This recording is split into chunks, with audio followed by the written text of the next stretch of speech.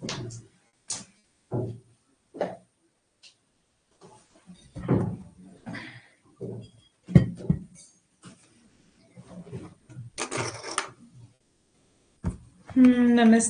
Good evening. मैं अच्छी हूँ, आप कैसे हैं? ऑडियो वीडियो सब क्लियर है? Good evening, very good evening. Audio video clear है सारी? थोड़ा सा लेट हूँ, उसके लिए माफी।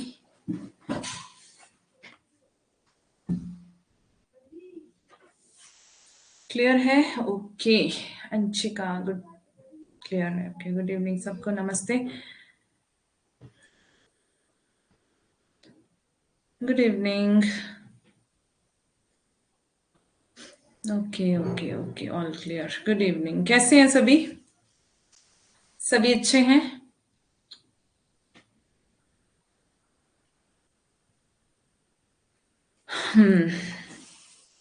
तो कुछ क्वेश्चंस रखे हैं पहले, कल जो पढ़ा था, मतलब जो पढ़ लिया है उसी में से है। और जल्दी से चलते हैं क्वेश्चंस की तरफ, ठीक है? मैंने कल परसों की क्लास देख ली मैम और नोट्स बना लिए। अच्छे हैं मैम, आप कैसे हैं? मैं भी अच्छी हूँ। Good evening Nandu. वाह, सो नाइस। ओके, अच्छा, आपने क्लास देख ली, नोट्स बना लिए, वेरी गुड, वेल डन। बहुत अच्छा काम आपने किया है। तो एक मिनट ज़रा क्वेश्चंस लगाती हूँ।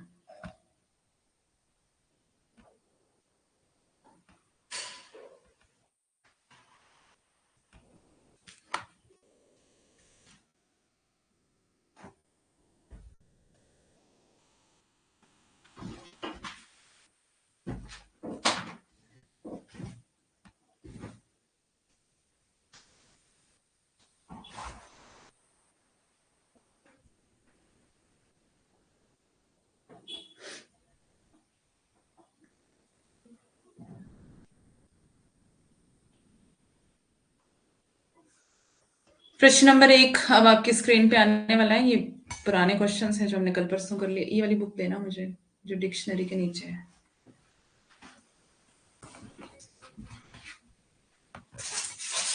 ठीक है, ये तो जो हमने कल परसों वाले क्लास में कर ली है, ये वो वाला क्वेश्चन है। अब इसके आगे मैं एकदम से आपको दिखाने वाली हूँ प्रश्न नंबर 1, तो जल्दी से आपको जवाब देना है, ठीक है? प्रश्न नंबर 1, प्रश्न नंबर 1 आपके सामने है, जल्दी से इसके लिए जवाब दें।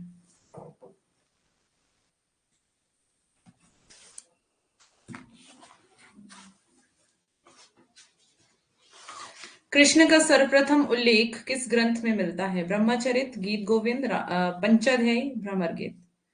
Good evening Ravindra, good evening Anjali.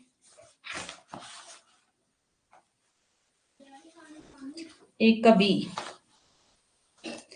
जल्दी जल्दी से सभी आंसर दें।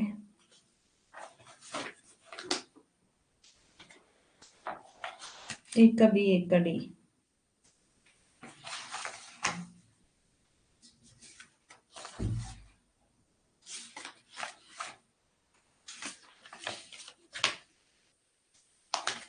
सभी सभी सभी सभी के आंसर आए।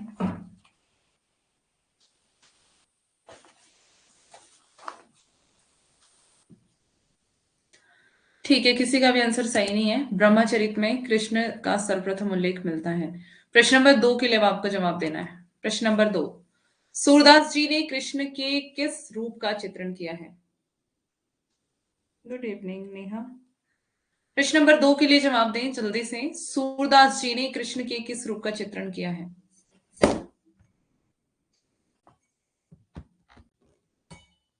अब 2 लिख के जवाब देना है आपको। प्रश्न नंबर 1 के लिए अब कोई जवाब ना दे, 2 के लिए। 2 का ए बी सी और डी में से जो भी आपको सही लग रहा है वो। विनोद 2 का ए, जल्दी जल्दी जल्दी सभी। ममता 2 का ए, अंशिका 2 का ए, 2 का डी किसने कहा? अंकिता 2 का डी, रविंद्र 2 का बी, नेहा 2 का डी। कुछ बच्चे बड़े कंफ्यूज है ना? ये बहुत अच्छे से पढ़ाया हुआ है और फिर भी आप कंफ्यूज हैं, तो फिर this is not good. Satya Prakash 2 का ए, अंजलि 2 का ए। चलिए आंसर बताते हैं इसका। लोक रंजक, मैंने आपको बताया था ना, दो कृष्ण के दो रूप हैं। कृष्ण के दो रूप कौन कौन से? लोक रक्षक और लोक रंजक।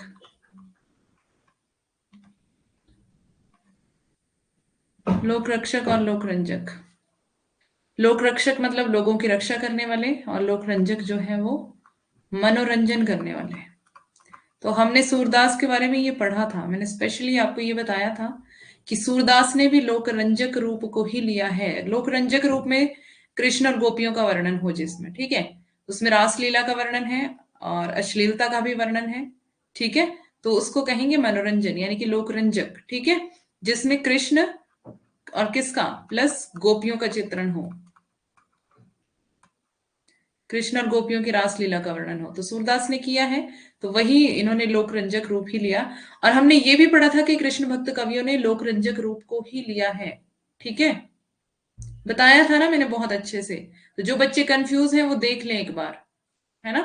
प्रश्न नंबर 3 के लिए जल्दी से अब आपको जवाब देना है। प्रश्न नंबर 3, साहित्य लहरी में सूरदास ने अपना परिचय देते हुए स्वयं को किस कवि का वंशज कहा है? विद्यापति, कबीरदास, दलपति विजय, चंद बरदाई। साहित्य लहरी में सूरदास ने अपना परिचय देते हुए स्वयं को किस कवि का वंशज कहा है? 3 का डी रविंद्र,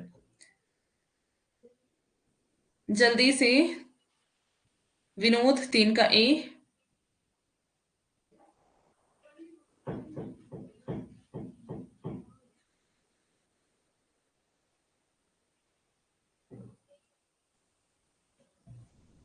जल्दी जल्दी जल्दी जल्दी, हम पढ़ेंगे, पढ़ने को बहुत है हमारे पास, है ना, पढ़ेंगे तभी जब आप क्वेश्चंस करेंगे। मैंने सिर्फ 11 या 12 क्वेश्चन रखे हैं आपके लिए। 3 का डी, 3 का सी, 3 का ए, अलग अलग आंसर आ रहे हैं सबके।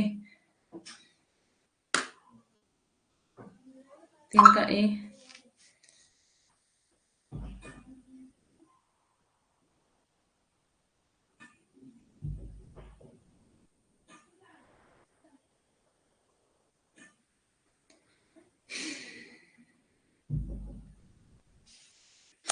तीन का डी आंसर सही है इसका, ये मैंने करवाया था, ठीक है। साहित्य लहरी में सूरदास ने अपना परिचय देते हुए क्या कहा था?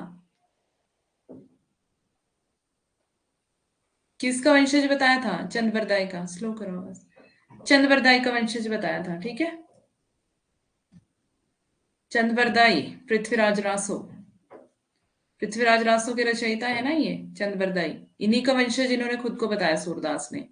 तो ये मैंने करवाया है, ये शुक्ल से क्वेश्चन है, ठीक है, भूलते क्यों हैं भाई आप। ठीक है, प्रश्न नंबर 4, साहित्य लहरी की विषय वस्तु क्या है? नायिका भेद, छंद शास्त्र, पर्याय कोश और रस। साहित्य लहरी की विषय वस्तु, सूरदास को तो हमने रिसेंटली ही पढ़ा है। Good evening Anuradha. सूरदास को रिसेंटली पढ़ के गए हैं हम, तो सूरदास से ही आप क्वेश्चंस गलत कर रहे हैं, ऐसा ना ही करें, थोड़ा ध्यान से पढ़ा करें, है ना। साहित्य लहरी की विषय वस्तु, नायिका भेद, छंद शास्त्र, पर्याय कोश, रस। एक भी आंसर आ जाएगा मैं आंसर बता दूंगी, जल्दी आंसर दें, मेरे पास टाइम नहीं है, सिलेबस भी कवर करना है। 4 का ए, अनुराधा ए। चलिए, 4 4 का कहाँ गया? 4 का ए नायिका भेद है ये, ठीक है, तो बिल्कुल सही आपका जवाब है। आगे चलते हैं, प्रश्न नंबर 5 के लिए जवाब दें जल्दी से।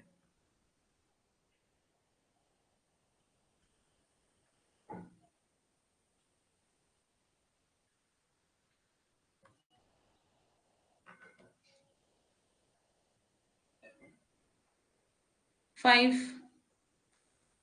क्वेश्चन नंबर को मेंशन करें, साथ में आंसर देते टाइम।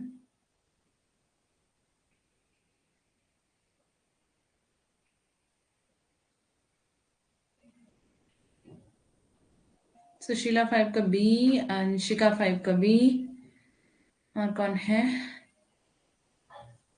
ममता 5 का बी, विनोद 5 का डी, सत्य प्रकाश 5 का बी।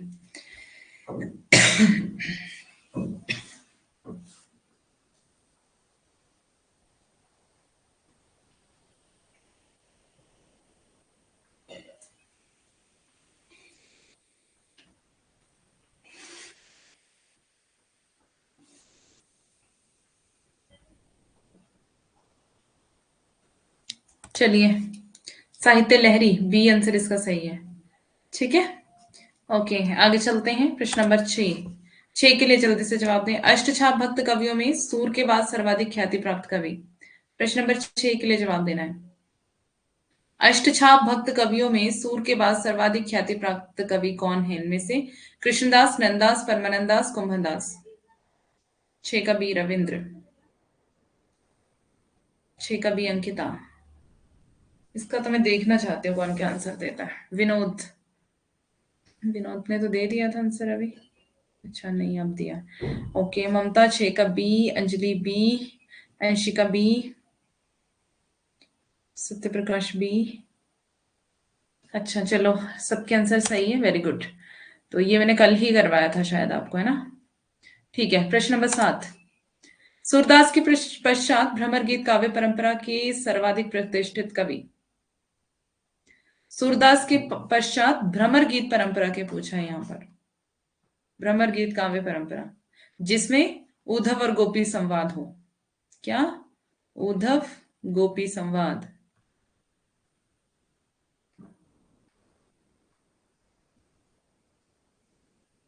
भ्रमर यानी कि भंवरा।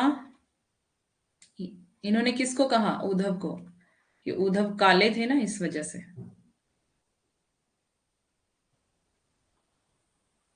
ठीक है, भ्रमर गीत परंपरा पे बहुत सारे ग्रंथ लिखे गए हैं। ओहो, इसका आंसर भी मैंने बता दिया क्या? शिट, ये कब बता दिया मैंने? नंददास। तो आंसर देख के भी भाई, इतने इंटेलिजेंट हो आप लोग, आंसर देख के भी गलत बता रहे हो। इन सब ने भ्रमर गीत परंपरा पे लिखा है, लेकिन सूरदास के बाद नंददास का प्रसिद्ध है। नंददास का किस नाम से है, चलो ये बताओ, किस नाम से है ग्रंथ नंददास का?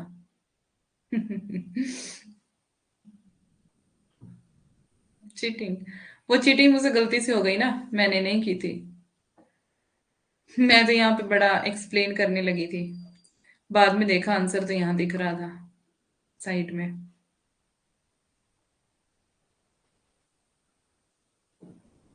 बताइए बताइए। अच्छा, रविंद्र कह रहे हैं भंवर गीत, और अंजलि ने कहा है भंवर गीत, अंकिता ने कहा है भ्रमर गीत, विनोद ने कहा है भंवर गीत। हाँ जी हाँ जी, जल्दी जल्दी जल्दी सब बताओ। हम देखना चाहते हैं कि जो क्वेश्चन हमने कल करवाया था उसको आपको कितना आता है। अनुराधा भंवर गीत तो नंददास का किस नाम से है? भंवर गीत के नाम से, भंवर गीत। ठीक है, कल ही ये क्वेश्चन करवाया था मैंने आपको। चलो, प्रश्न नंबर 8। अणुभाष्य किस आचार्य से संबंधित ग्रंथ है?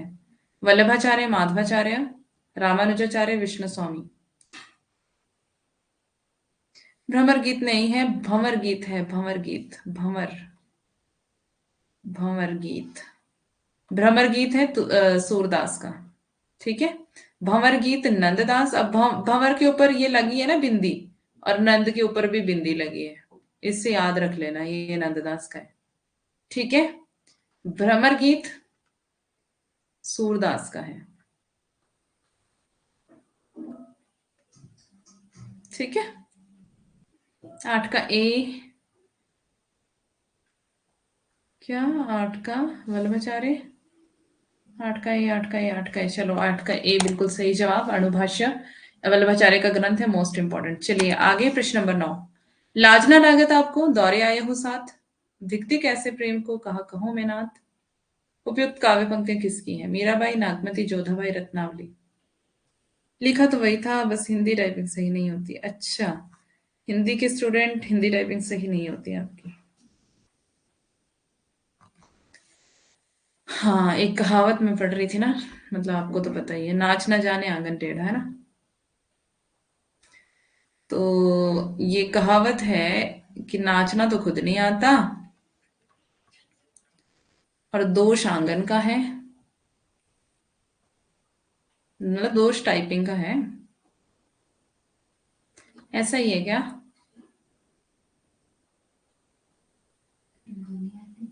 हम्म।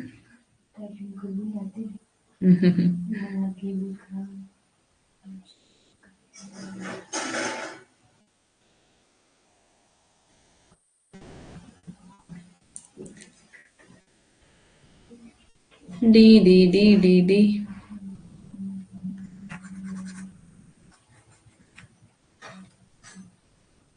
नहीं।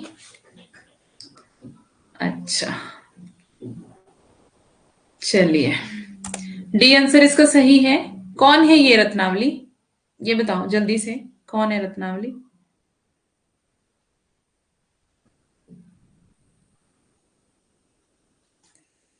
जल्दी जल्दी जल्दी जल्दी बताओ। 3 क्वेश्चन रह गए हैं हमारे पास और टाइम हो गया है 6:30 होने वाले हैं। तुलसी की वाइफ, तुलसी की पत्नी, हाँ जी बिल्कुल, ये तुलसी को कहती हैं, ठीक है। तुलसीदास को करवा दिया है ना। इसका मीनिंग भी बता दिया था, तुलसी जी की वाइफ, ओके। हाँ, तो इसका मीनिंग बता दिया था ना मैंने आपको। लाज ना लागत आपको, क्या आपको शर्म नहीं आती कि मेरे साथ साथ आप आ गए? ऐसे प्रेम को मैं धिक्कारती हूँ, और मुझे पति भी कहने का तुम्हें, मतलब पति भी कहते हुए तुम्हें शर्म आती है। तो ये कहती है रत्नावली तुलसीदास को। जब वो उनके साथ जा रहे थे, उन्होंने ये बोला था, उनके साथ नहीं जा रहे थे, उनकी पत्नी जो है वो मायके गई हुई थी।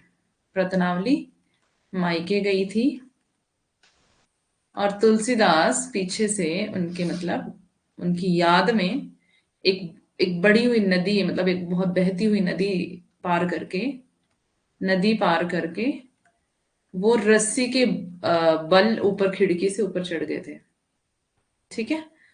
तो तब ये कहती हैं रत्नावली, मायके पहुंच गए थे पीछे, हाँ। चलो, प्रश्न नंबर 10। रास पंचाध्यायी की प्रमुख विशेषताएं हैं। यह रोला छंद में लिखी गई है। इसमें कोड में आपको आंसर बताना है, ठीक है। ये यहाँ पर कोड है, इसको कूट बोलते हैं, और अंग्रेजी में इसको कोड बोलते हैं। तो कोड में आपको आंसर देना है। ये रोला छंद में लिखी गई है। रास पंचाध्यायी के बारे में आपको बताना है। रास पंचाध्यायी नंददास की रचना है, ठीक है। रोला छंद में लिखी गई, इसमें कृष्ण की रासलीला का विस्तार से वर्णन किया गया है। इसमें अनुप्रसाद आदि युक्त साहित्यिक भाषा का प्रयोग किया गया है। इसमें दूरारूढ़ कल्पना दिखाई देती है। सही उत्तर को चुनना है आपको, वो भी कोड में बताना है कि 2 3 4 सही है, इसमें 1 2 3 सही है, 1 2 4 सही है, 3 4 सही है। तो इसमें एलिमिनेशन मेथड को अप्लाई करना है आपको, जल्दी से। Come on fast.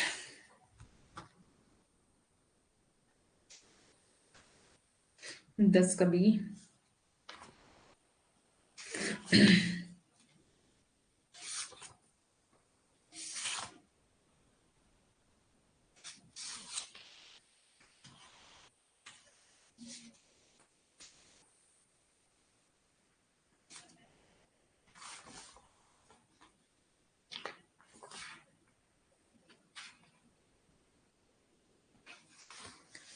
10 का सी, 10 का बी, 10 का ए, सबका अलग अलग अलग अलग आंसर आ रहा है भाई।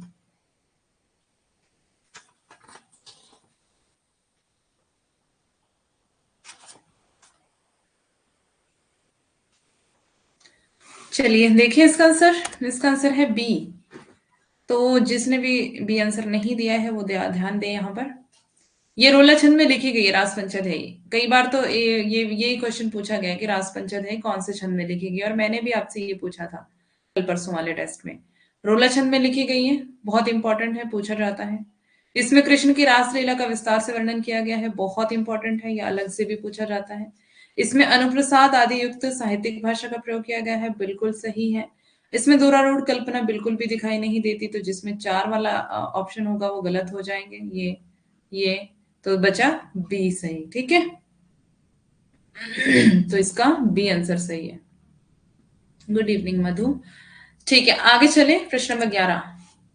तुलसीदास ने रामचरितमानस के किस कांड में कलयुग का वर्णन किया है? बालकांड, अयोध्या कांड, अरण्य कांड, उत्तरकांड।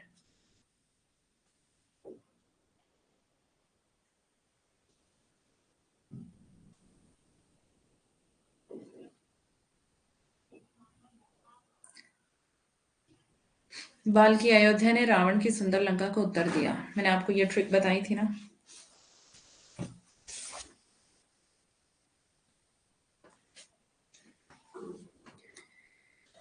हाँ, बालक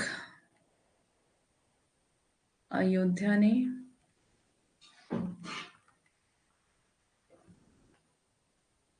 रावण की सुंदर लंका को उत्तर दिया। कौन सी ट्रिक है ये? 11 का बी, 11 का सी, 11 का डी, 11 का बी। बस यही जवाब आए हैं अभी तक, सी डी बी।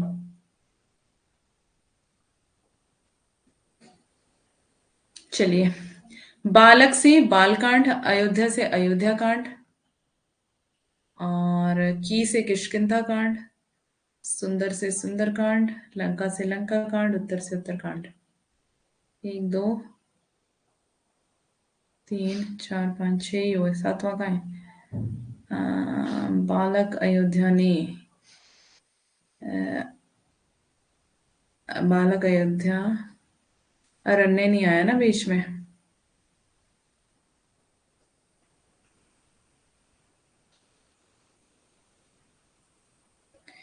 क्या मिसिंग है इसमें?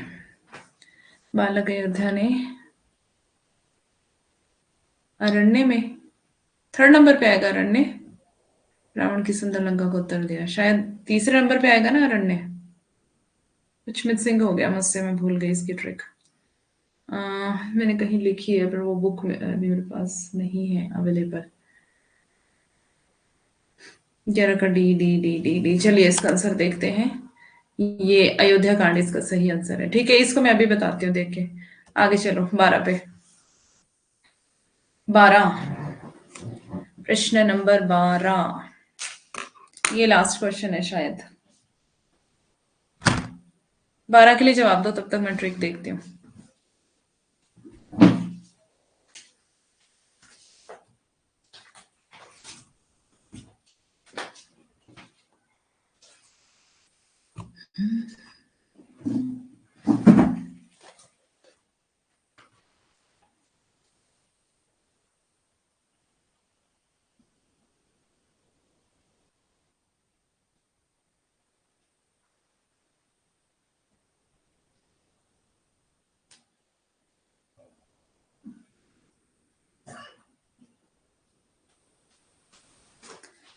बारह का बी, थर्ड है अरण्यकांड। थर्ड है अरण्यकांड, तो अरण्य बीच में डाल देंगे। बस एक बार मुझे चेक करने दीजिए।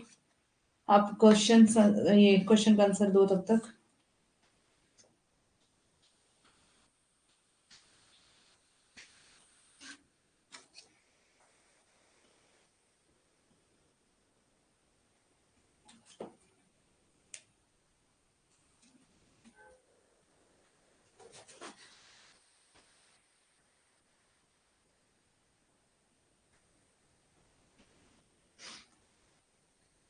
कहाँ करो बैकुंठ ही जाए, जहां न नंद, जहां न जसोदा, नहीं जहां गोपी गवाल न गाए। मैं बैकुंठ जाके क्या करूंगा जहां नंद भी नहीं है, यशोदा भी नहीं है, गवाल और गाय भी नहीं है। अभी मैं इसको देखूंगी कि किस किस ने ये सही किया है, क्योंकि इसको तो मैंने कल ही पढ़ाया है।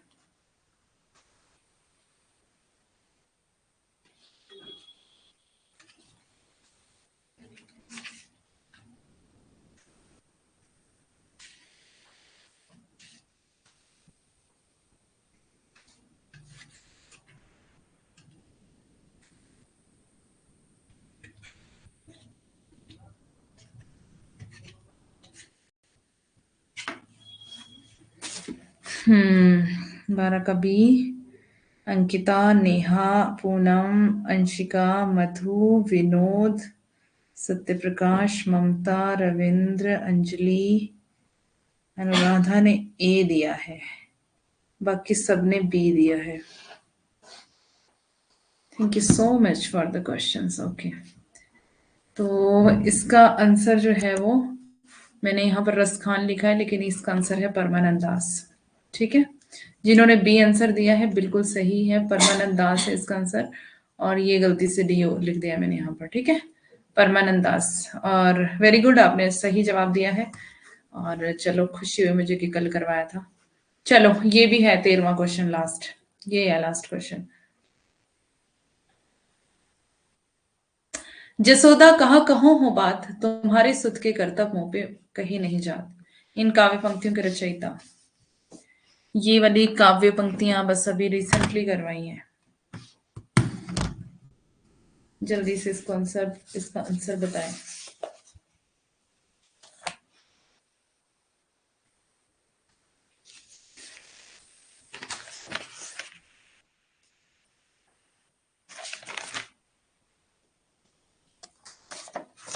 ये 2015 का है, 2015 का ये क्वेश्चन है।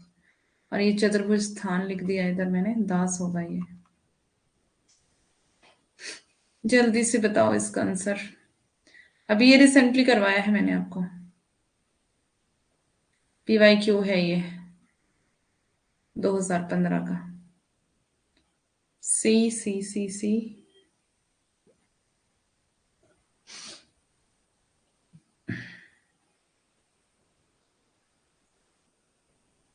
सब गलत बता रहे हैं।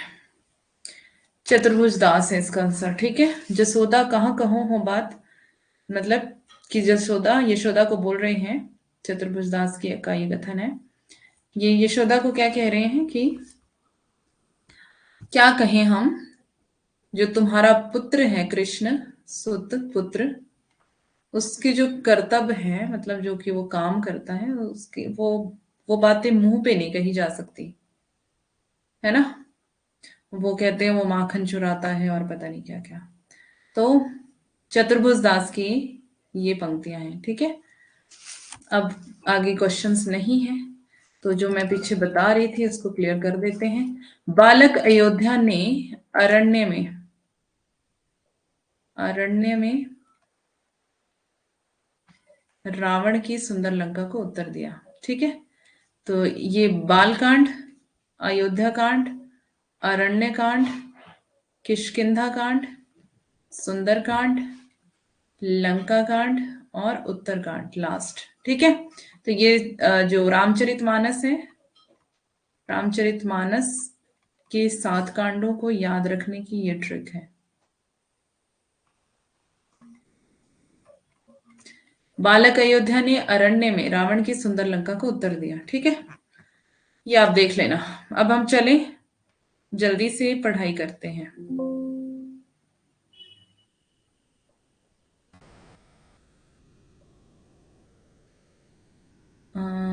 अब तो मुझे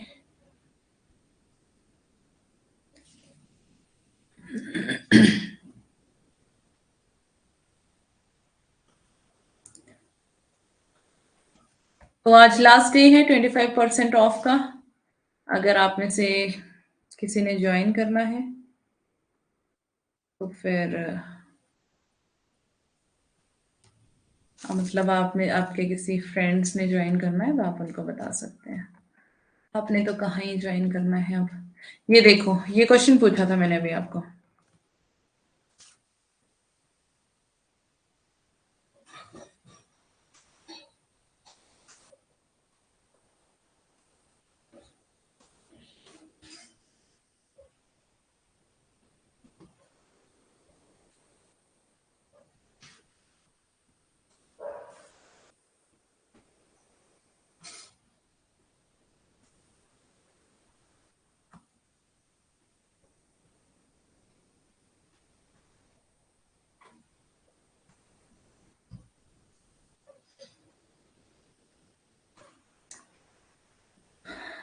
ऐसे क्वेश्चन आते हैं, हाँ जी, ऐसे क्वेश्चन आते हैं, आए हुए हैं क्वेश्चन ये मैंने कल ही पढ़ाया था आपको चतुर्भुज दास, देखो ठीक है।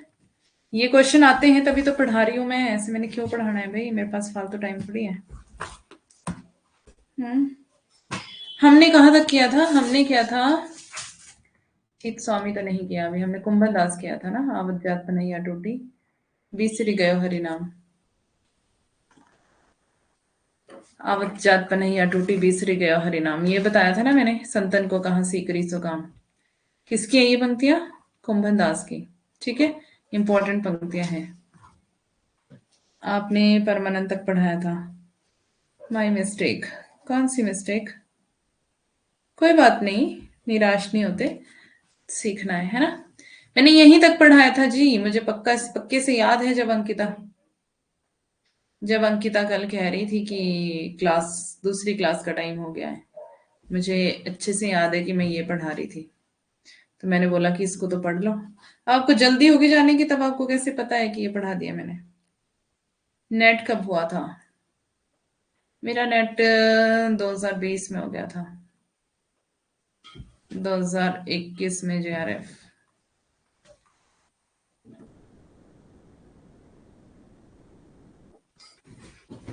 ऊपर से ले लो ब्लैक पेन।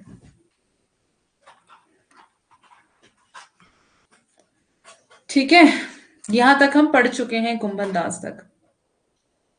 ये मैंने कल पढ़ा दिया था कि इनको अकबर बादशाह ने इनको बुलाया था, कुंभन दास को, ठीक है, संत थे ये, इनको अकबर ने बुलाया था, तो इनको फतेहपुर सिकरी जाना पड़ा था, याद आया, पढ़ाया था मैंने, टिक नहीं लगाया था, ओके, कुंभन दास तक ही था। मुझे अच्छे से याद है कि मैंने ये पढ़ाया था कि फतेहपुर सिकरी इनको जाना पड़ा था अकबर के बुलाने पर। तो क्या बता रहे हैं कि इनका बड़ा सम्मान वहां पर हुआ था, बट इनको एक खेद रहा बराबर, जो ये कहते हैं कि संतन को कहाँ सीकरी सो काम, कि संतों को फतेहपुर सिकरी शहर से क्या काम है ना, संतों को तो कोई लेना देना नहीं, उनकी इज्जत करो या फिर ना करो, है ना।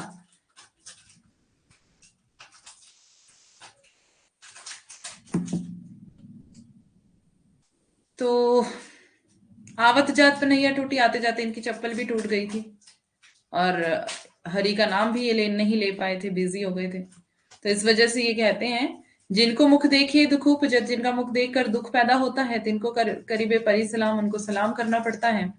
कुंभन दास लाल गिरिधर बिनु और सबे बेकाम, कुंभन दास कहते हैं गिरधर लाल यानी कि गिरधर गोपाल यानी कि कृष्ण के बिना सब कुछ बेकाम है, कोई भी काम की चीज नहीं है। संतन को कहा सीकरी सो काम। PDF भेज देना मैम इसकी, ओके, चप्पल टूट गई, हाँ PDF में भेज दूंगी विनोद, ठीक है। ठीक है, हमने पढ़ लिया है कहाँ तक,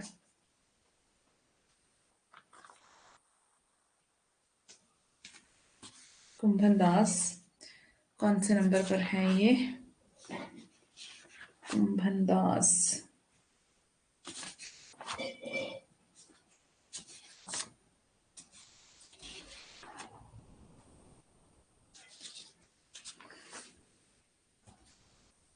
कौन से नंबर पर है कुंभन दास, अच्छा छठे नंबर पर है ना। अब हमने पढ़ना है 7वें नंबर पर चतुर्भुज दास को, चतुर्भुज दास ये यहाँ पर है, ठीक है। तो ये हमारी मेरी बुक में है 7वें नंबर पर, तो मैं इसके इधर 7 लिख देती हूँ। चतुर्भुज दास, ये कुंभन दास जी के पुत्र और गोसाई विठल नाथ जी के शिष्य थे।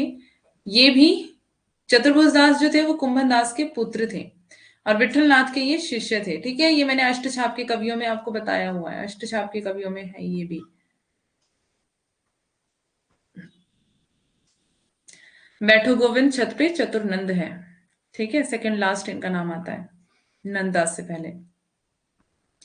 अष्टछाप के कवियों में थे ये, इनकी भाषा चलती और सुव्यवस्थित है, इनके बनाए 3 ग्रंथ मिलते हैं, द्वादश यश, भक्ति प्रताप तथा हितजू को मंगल। हितजू को मंगल इनका बहुत बार पूछा गया है, ध्यान देंगे।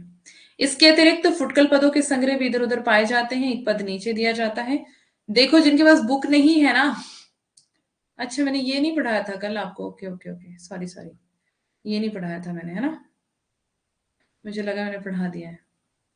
पर ये तो मैंने पहले पढ़ा दिया था। मुझे क्यों याद आ रहा है कि मैंने पहले पढ़ा दिया ये, पता नहीं। पर अब यहाँ पे तो अभी आया ये।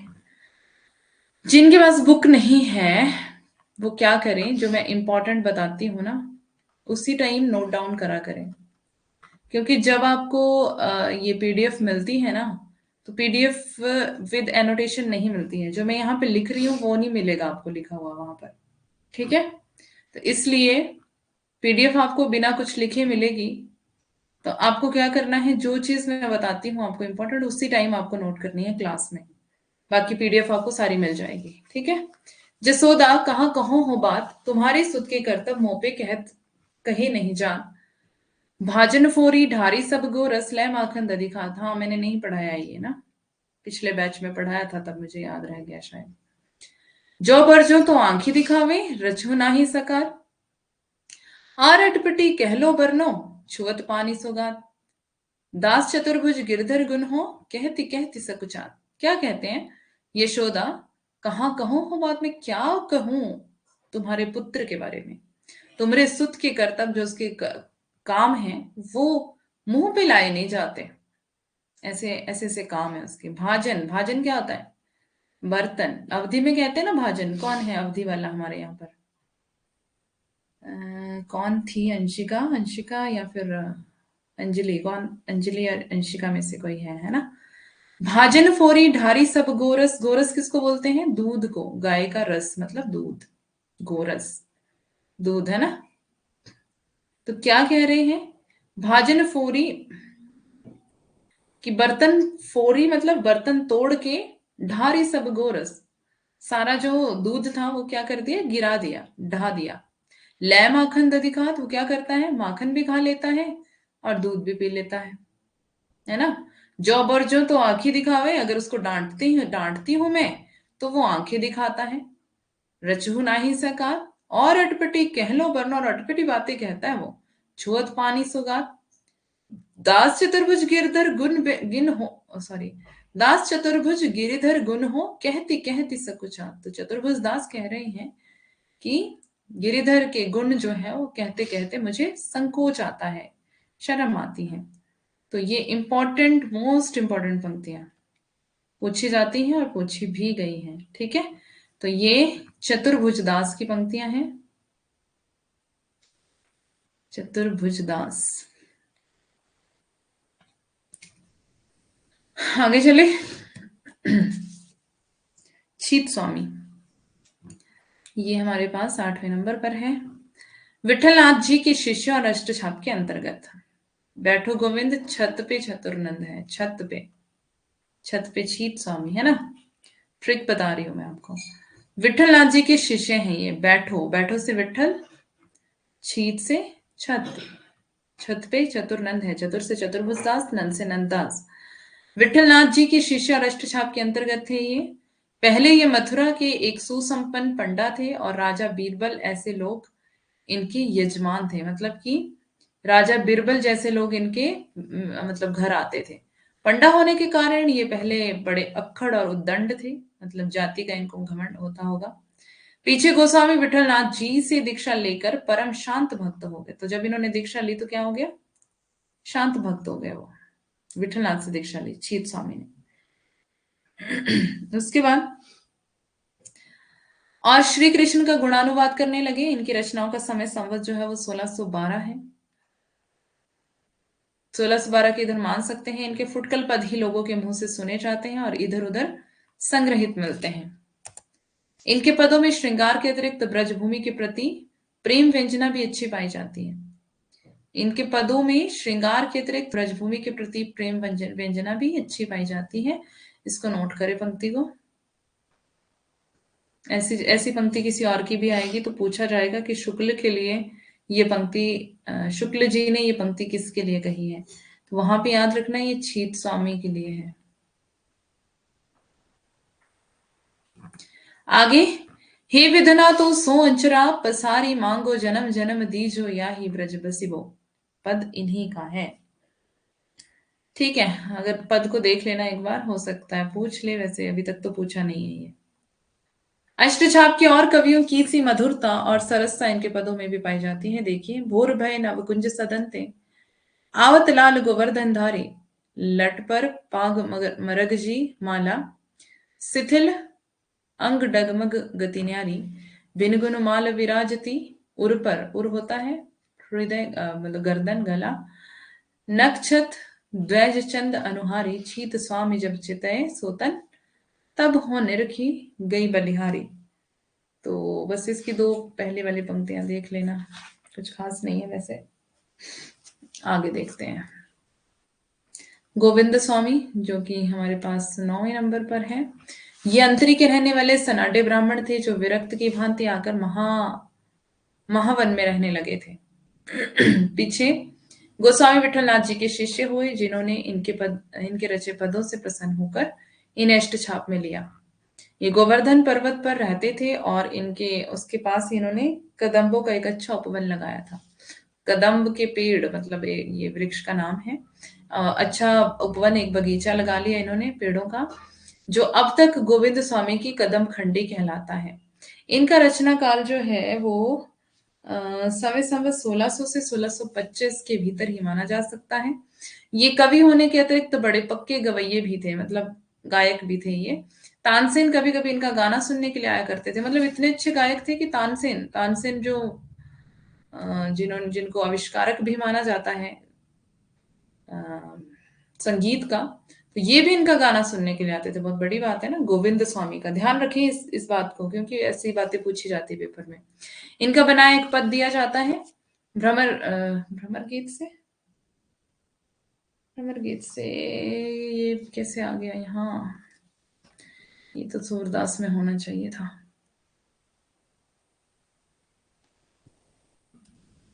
एक मिनट आगे देखती हूँ कहाँ है।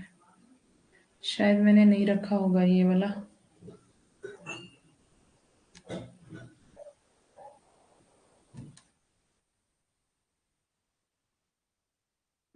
हम्म,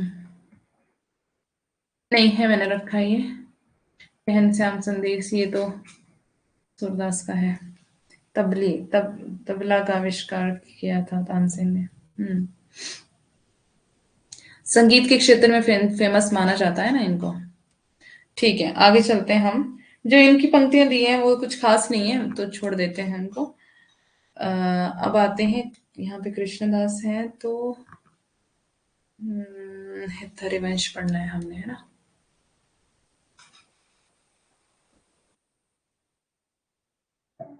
कृष्णदास पढ़ा था हमने क्या? हाँ, ये वाला पढ़ लिया था ना, मोमन गिरिधर छवि प्रकट किया, तो कल पढ़ लिया था। हित हरिवंश पढ़ना है। ये है हित हरिवंश, ये है नंबर 10 पर। राधा वल्लभी संप्रदाय के प्रवर्तक गोसाई हित हरिवंश का जन्म संवत 1559 में मथुरा से 4 मील दक्षिण बाद गांव में हुआ था। राधा वल्लभी संप्रदाय के पंडित गोपाल प्रसाद शर्मा ने जन्म संवत 1530 जो है इनका माना है, जो सब घटनाओं पर विचार करने से ठीक जान पड़ता है।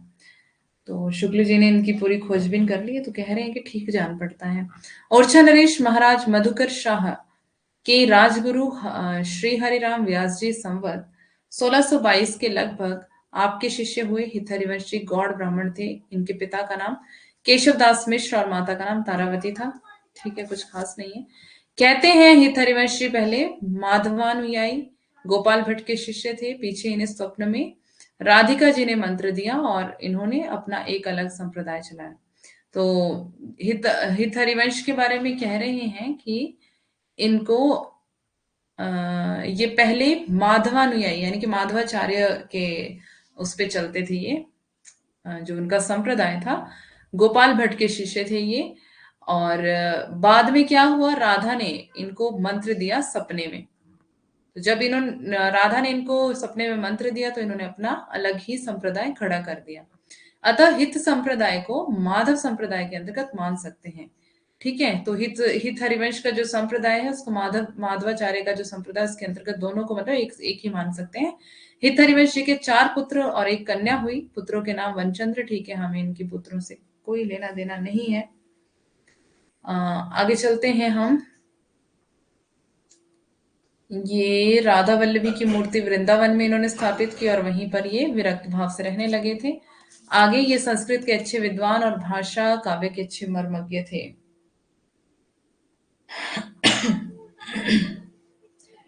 क्या है? संस्कृत के अच्छे विद्वान और भाषा के अच्छे मर्मज्ञ थे ये। 170 श्लोकों का राधा सुधा निधि, ये बहुत इंपॉर्टेंट इनका ग्रंथ है, राधा सुधा निधि। बहुत बार पूछा गया है ये, श्लोकों में है, ध्यान देंगे। और 170 श्लोक हैं इसमें, ये भी ध्यान रखना, ठीक है। राधा सुधा निधि ये इन्हीं का रचा हुआ है, हित हरिवंश का। राधा सुधा निधि हित हरिवंश। ब्रजभाषा की रचना आपकी यद्यपि बहुत विस्तृत नहीं है, पर है बड़े सरस और हृदय ग्राहिणी। आपके पदों का संग्रह हित 84। अब हित हरिवंश है तो हित 84 के नाम, हित हित के नाम से भी इनके मिलते हैं। हित 84 के नाम से प्रसिद्ध है क्योंकि उसमें कितने पद है? 84। तो हित 84 है तो 84 ही पद मतलब उसमें है। प्रेमदास की लिखी इस ग्रंथ की एक बहुत बड़ी टीका जो कि 500 पृष्ठों की है, ब्रजभाषा गद्य में है। प्रेमदास की लिखी मतलब इस पर इन्होंने एक टीका लिखी है ब्रजभाषा गद्य में, इसको भी आपको याद रखना है। प्रेमदास ने लिखी है टीका इसके ऊपर, ठीक है। किसके ऊपर? हित 84 के ऊपर। बड़ी टीका है, 500 पृष्ठों में है, ब्रजभाषा गद्य में। बस ये ब्रजभाषा गद्य पूछा जा सकता है और प्रेमदास का नाम पूछा जा सकता है, तो वो आपको याद रखना है। उसके बाद इनके द्वारा ब्रजभाषा की काव्यश्री के प्रसार में बड़ी सहायता पहुंची है। इनके कई शिष्य अच्छे अच्छे कवि हुए हैं। हरिराम व्यास ने इनके गोलोकवास पर बड़े चुभते पद कहे हैं। सेवक जी, ध्रुवदास आदि इनके शिष्य बड़े सुंदर रचना कर गए हैं। अपनी रचना की मधुरता के कारण हित हरिवंश जी श्री कृष्ण की वंश के अवतार कहे जाते हैं। ये वाला क्वेश्चन भी पूछा गया है कि कृष्ण की वंशी के अवतार किसको कहा जाता है? वंशी मतलब वही बंसी जो बजाते हैं, मुरली यानी कि, तो मुरली के अवतार इनको कहा जाता है, हित हरिवंश को, ठीक है। ये वाला पूछा गया है प्रश्न, इंपॉर्टेंट है, ध्यान देंगे, इसको नोट कर लेना। ये पूछा जाता है कि कृष्ण की वंशी के अवतार किसको माना जाता है, तो हित हरिवंश को माना जाता है, ठीक है। इनका रचना काल है 1600 से संवत 1640। हित 84 के अतिरिक्त इनकी फुटकल बानी भी मिलती है जिसमें सिद्धांत संबंधी पद है। इनके हित 84 पर लोकनाथ कवि ने एक टीका लिखी है। हित 84 पर लोकनाथ कवि ने भी एक टीका लिखी है, ठीक है। ये भी आपको ध्यान देना है। आगे चले। वृंदावन ने इनकी इनकी स्तुति और वंदना में हित जी की सहस्त्र नामावली और चतुर्भुज दास ने हितजू को मंगल लिखा है। अब देखो, वृंदावन दास ने इनकी स्तुति, इनकी मतलब हित हरिवंश की स्तुति और वंदना में हित जी की सहस्त्र नामावली के नाम से इन्होंने ग्रंथ लिखा।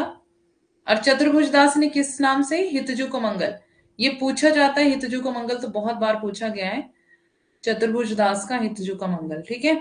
और किस पर लिखा है इन्होंने? ये हित हित है ना, तो हित हरिवंश पर लिखा है, इसी से आपको याद रख लेना है ना।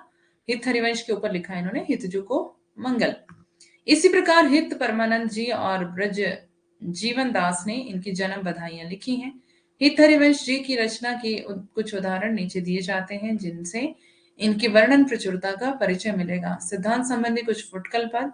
रहो को काहू मन ही दिए, मेरे प्राणनाथ श्री श्यामा सपत करो तिनछिए, जो अवतार कदम भजत हैं, धरी दृढ़ व्रत जो ही है, ठीक है।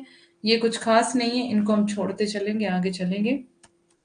ये भी कुछ खास नहीं है, आगे ये पूरा ही हम छोड़ देंगे, ठीक है। गदाधर भट्ट पे आए आप। ये दक्षिणी ब्राह्मण थे। इनके जन्म संवत आदि का ठीक ठीक पता नहीं है, पर यह बात प्रसिद्ध है कि ये श्री चैतन्य महाप्रभु को भागवत सुनाया करते थे। तो ये भी पूछा जाता है कि चैतन्य महाप्रभु को भागवत कौन सुनाते थे, तो गदाधर भट्ट का नाम आपको वहां पर याद रखना है, ठीक है। इनका समर्थन भक्तमाल की इन पंक्तियों से होता है। भागवत सुधा बरखे बदन काहू को नाहिन दुखद, गुण निकर गदाधर भट्ट अति सबहिन को लागे सुखद। श्री चैतन्य महाप्रभु का आविर्भाव संवत 1542 और गोलोकवास हुआ था 1584 में। और इनका जो बता रहे हैं आगे, संवत 1584 के भीतर ही अपने श्री महाप्रभु से इन्होंने दीक्षा ली होगी। महाप्रभु, महाप्रभु कौन? चैतन्य महाप्रभु। महाप्रभु के जिन 6 विद्वान शिष्यों ने गौड़ी संप्रदाय के मूल संस्कृत ग्रंथों की रचना की थी, उनमें जीव गोस्वामी भी थे। वे वृंदावन में रहते थे। एक दिन 2 साधुओं ने जीव गोस्वामी के सामने गदाधर भट्ट का यह पद सुनाया था। सखी हो श्याम रंग रंगी, इतना इंपॉर्टेंट है ये। कई बार तो ये एक ही लाइन पूछी जाती है और कई बार ये 2 लाइनें भी पूछी जाती हैं, तो बहुत ज्यादा इंपॉर्टेंट है। गदाधर भट्ट की पंक्तियां हैं और इसमें बहुत बार कंफ्यूजन होता है। गदा, गदाधर, गदा को धारण करने वाले है ना, गदाधर भट्ट की पंक्तियां हैं, ये इंपॉर्टेंट है।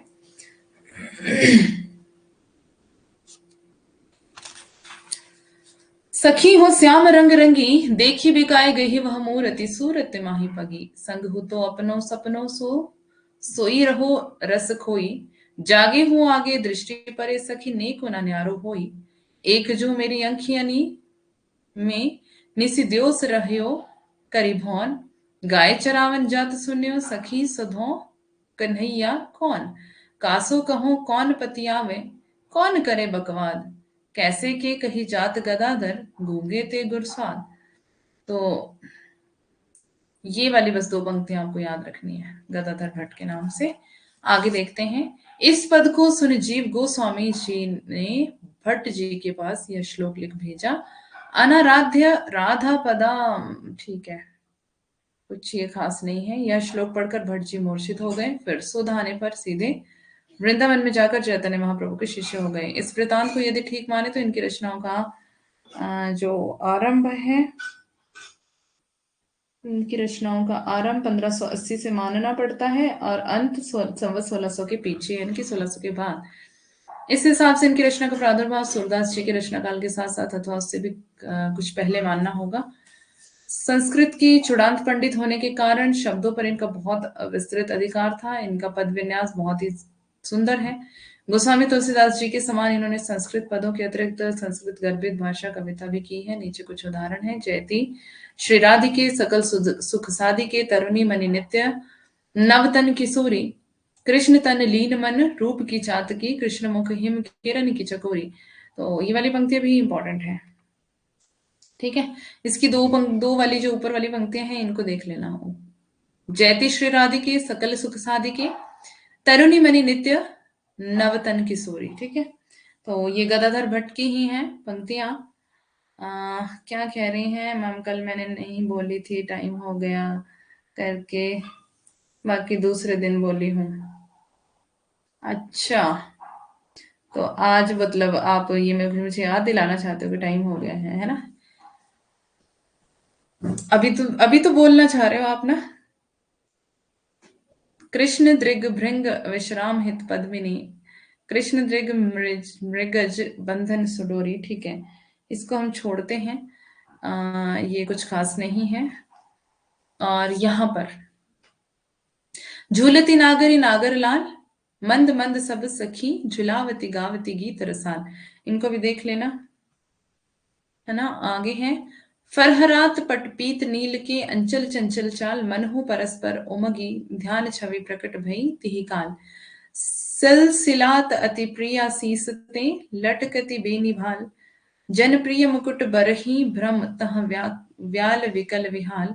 मल्ली माल प्रिया के उर्की, पिय तुलसी दल माल, जनु सुरसरी रवि तनया मलिके मिलिके, शोभित श्रेणी मराल। श्यामल गौर परस्पर प्रतिछवि, शोभा विशद विशाल, निरखी गदाधर रसिक कुंवरी मन, परियों सूरज जंजाल। मीराबाई।